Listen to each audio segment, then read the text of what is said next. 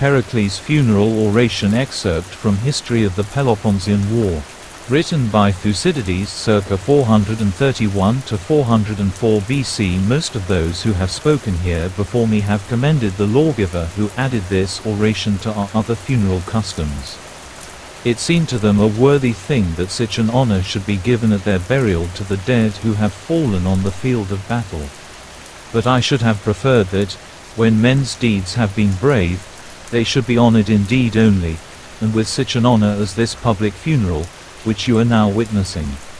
Then the reputation of many would not have been imperiled on the eloquence or want of eloquence of one, and their virtues believed or not as he spoke well or ill. For it is difficult to say neither too little nor too much.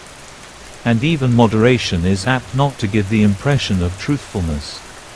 The friend of the dead who knows the facts is likely to think that the words of the speaker fall short of his knowledge and of his wishes. Another who is not so well informed, when he hears of anything which surpasses his own powers, will be envious and will suspect exaggeration. Mankind are tolerant of the praises of others so long as each hearer thinks that he can do as well or nearly as well himself. But, when the speaker rises above him, jealousy is aroused and he begins to be incredulous. However, since our ancestors have set the seal of their approval upon the practice, I must obey, and to the utmost of my power shall endeavor to satisfy the wishes and beliefs of all who hear me. I will speak first of our ancestors, for it is right and seemly that now, when we are lamenting the dead, a tribute should be paid to their memory. There has never been a time when they did not inhabit this land, which by their valor they will have handed down from generation to generation, and we have received from them a free state. But if they were worthy of praise, still more were our fathers, who added to their inheritance, and after many a struggle transmitted to us their sons this great empire. And we ourselves assembled here today, who are still most of us in the vigor of life, have carried the work of improvement further, and have richly endowed our city with all things, so that she is sufficient for herself both in peace and war. Of the military exploits by which our various possessions were acquired, or of the energy with which we or our fathers drove back the tide of war, Hellenic or barbarian, I will not speak. For the tale would be long and is familiar to you. But before I praise the dead, I should like to point out by what principles of action we rose to power, and under what institutions and through what manner of life our empire became great. For I conceive that such thoughts are not unsuited to the occasion, and that this numerous assembly of citizens and strangers may profitably listen to them. Our form of government does not enter into rivalry with the institutions of others. Our government does not copy our neighbors, but is an example to them. It is true that we are called a democracy, for the administration is in the hands of the many and not of the few.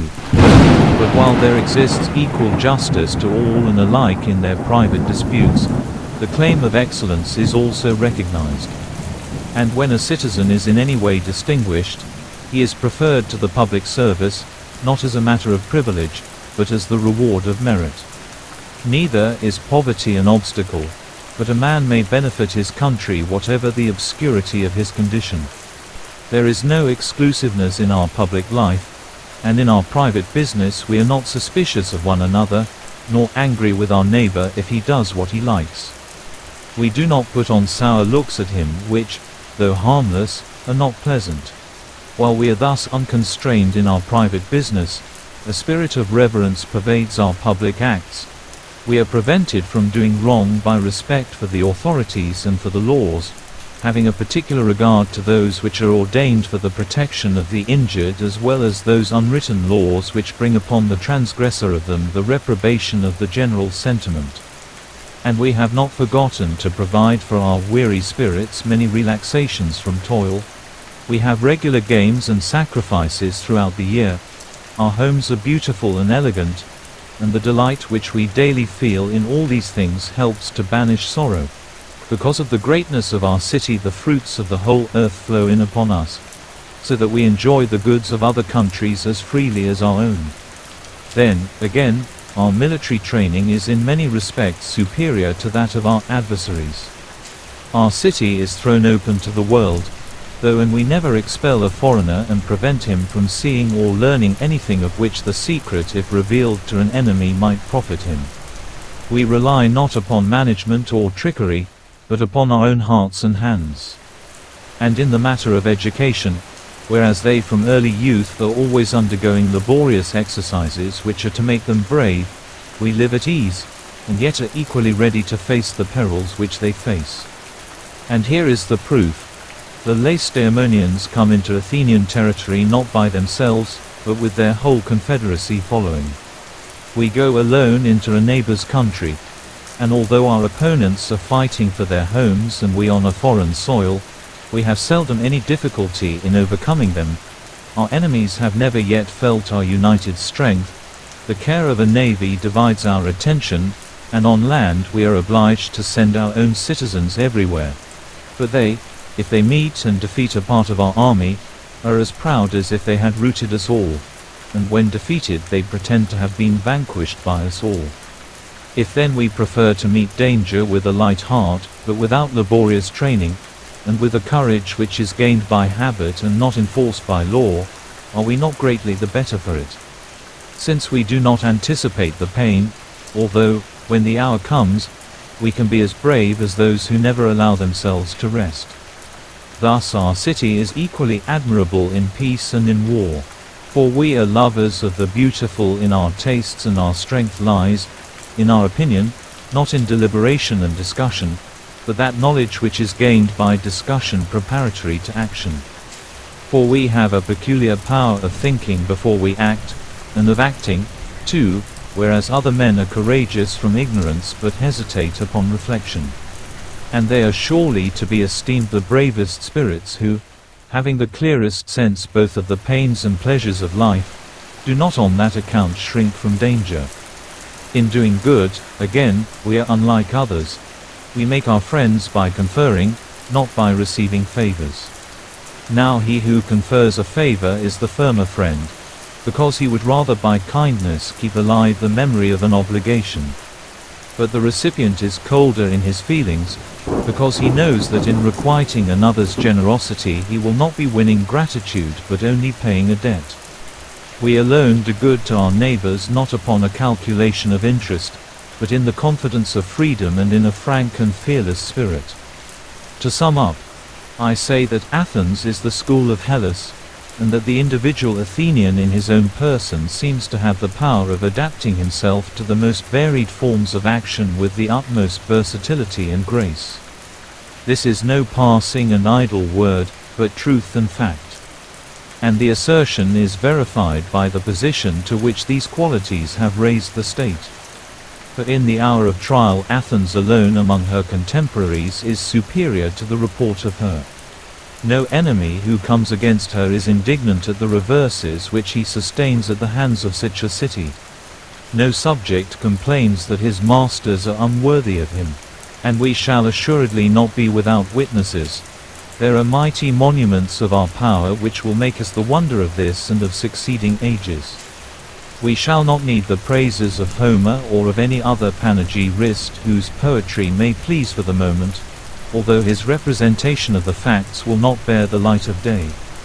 For we have compelled every land and every sea to open a path for our valor, and have everywhere planted eternal memorials of our friendship and of our enmity. Such is the city for whose sake these men nobly fought and died. They could not bear the thought that she might be taken from them, and every one of us who survive should gladly toil on her behalf. I have dwelt upon the greatness of Athens because I want to show you that we are contending for a higher prize than those who enjoy none of these privileges, and to establish by manifest proof the merit of these men whom I am now commemorating. Their loftiest praise has been already spoken. For in magnifying the city I have magnified them, and men like them whose virtues made her glorious. And of how few Hellenes one can it be said as of them, that their deeds when weighed in the balance have been found equal to their fame. I believe that a death such as theirs has been the true measure of a man's worth. It may be the first revelation of his virtues, but is at any rate their final seal. For even those who come short in other ways may justly plead the valor with which they have fought for their country. They have blotted out the evil with the good, and have benefited the state more by their public services than they have injured her by their private actions. None of these men were enervated by wealth or hesitated to resign the pleasures of life. None of them put off the evil day in the hope, natural to poverty, that a man, though poor, may one day become rich. But, deeming that the punishment of their enemies was sweeter than any of these things, and that they could fall in no nobler cause, they determined at the hazard of their lives to be honorably avenged, and to leave the rest. They resigned to hope their unknown chance of happiness, but in the face of death they resolved to rely upon themselves alone, and when the moment came they were minded to resist and suffer, rather than to fly and save their lives. They ran away from the word of dishonor, but on the battlefield their feet stood fast, and in an instant, at the height of their fortune, they passed away from the scene, not of their fear, but of their glory. Such was the end of these men. They were worthy of Athens, and the living need not desire to have a more heroic spirit, although they may pray for a less fatal issue. The value of such a spirit is not to be expressed in words. Anyone can discourse to you forever about the advantages of a brave defense, which you know already. But instead of listening to him, I would have you day by day fix your eyes upon the greatness of Athens, until you become filled with the love of her. And when you are impressed by the spectacle of her glory, reflect that this empire has been acquired by men who knew their duty and had the courage to do it, who in the hour of conflict had the fear of dishonor always present to them, and who, if ever they failed in an enterprise, would not allow their virtues to be lost to their country, but freely gave their lives to her as the fairest offering which they could present at her feast. The sacrifice which they collectively made was individually repaid to them, for they received again each one for himself a praise which grows not old, and the noblest of all tombs.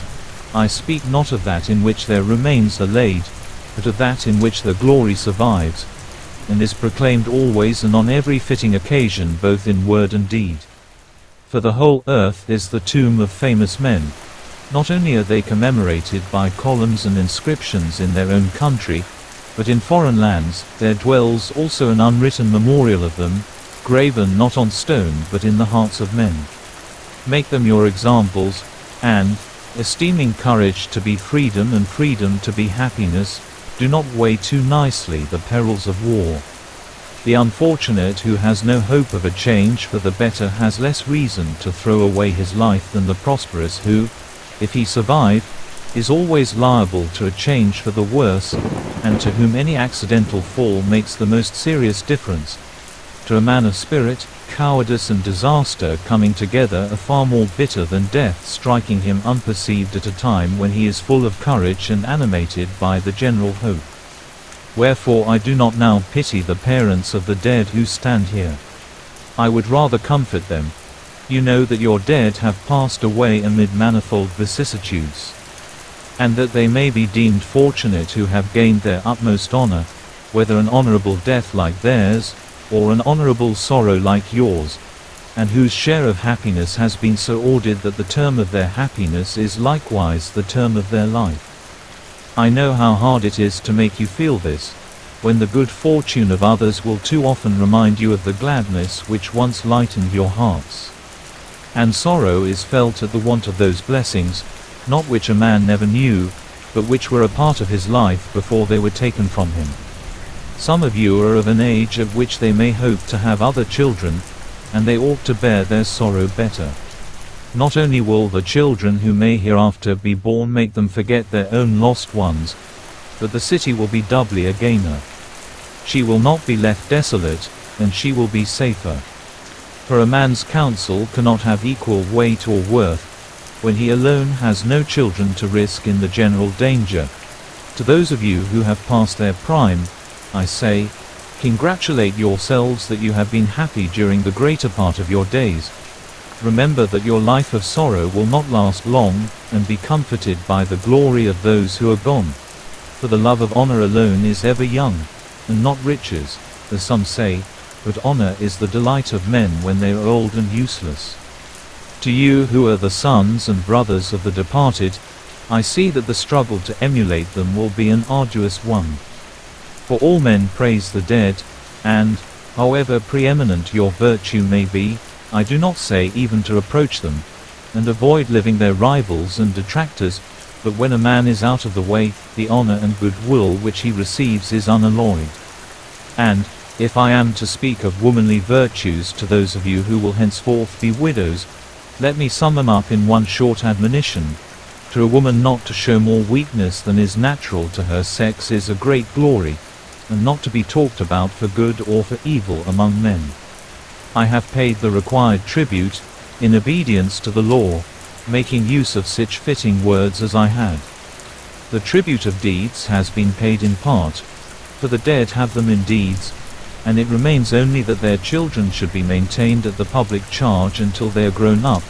This is the solid prize with which, as with a garland, Athens crowns her sons living and dead, after a struggle like theirs.